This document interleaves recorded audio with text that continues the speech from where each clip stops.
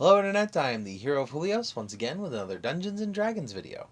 In this video, I've decided to talk about my style of DMing. In particular, the fact that I make up a great deal of the things that happen in my campaign. And I don't mean that as in like homebrew, though I do love to homebrew. I mean that I literally make up things as we go along.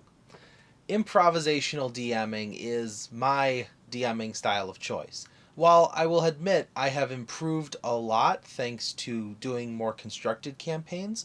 For example, the last year I've been doing Storm King's Thunder, and that's actually about to come to an end. My players are about to fight the final boss, and I'm really looking forward to how that's going to turn out. But in my other campaign, I make everything up. The islands they go to, the people who live in there, the trials and tribulations they face, even right down to the dungeons themselves.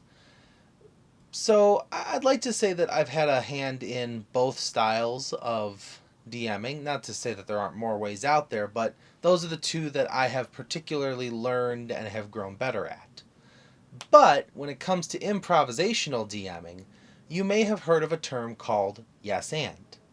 So your players walk into a town and they're looking for a armor smith so that the paladin in the party can go from having scale mail to plate mail.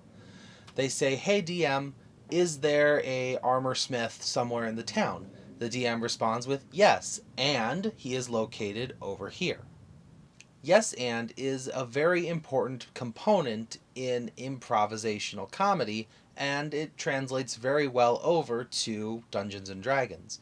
The DM is able to just say yes and, roll with what the players want, and together they create a narrative story.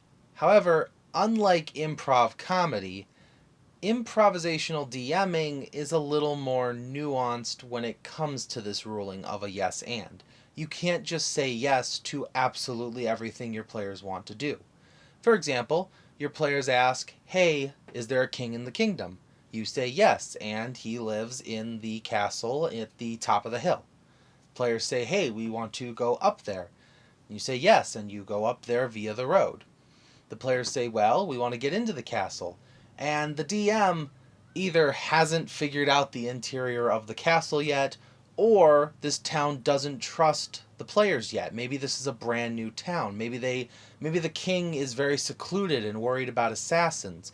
Whatever the reason, the DM doesn't think the players should be able to just walk into the throne room and say, "Hey king, how's it going?"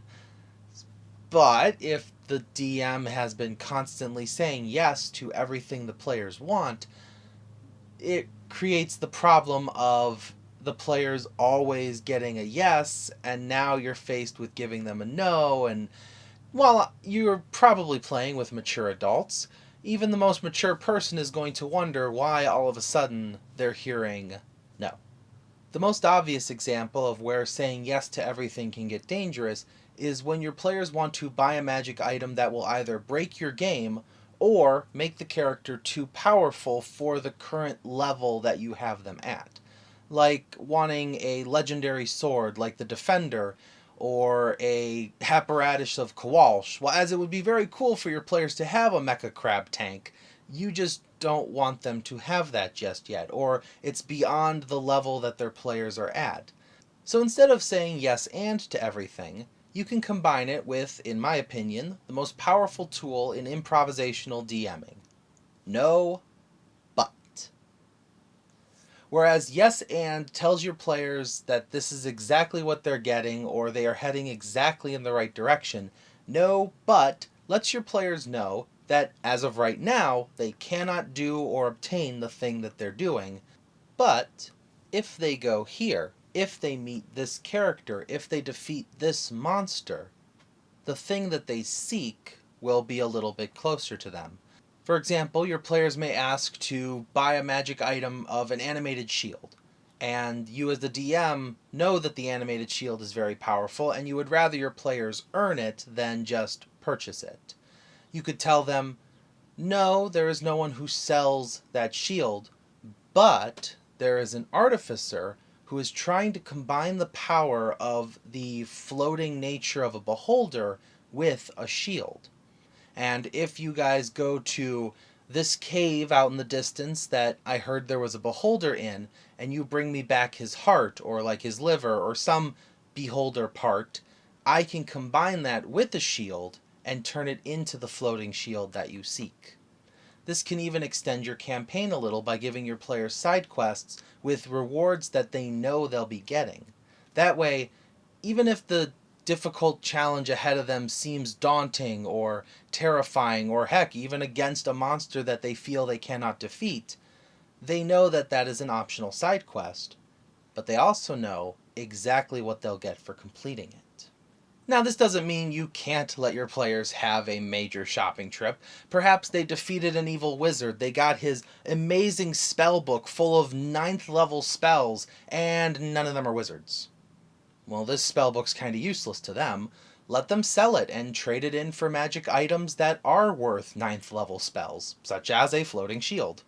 What I'm getting at here is it's okay to say no to your players, but you should always give them something else to do in exchange for the thing that they are not able to do. No, you cannot go see the king, but if you do favors for the townsfolk around the castle town, the king may take notice of you and invite you to his court. Thank you for watching as always, and I will see you in the next video. This is the Hero of Julios, Xing out.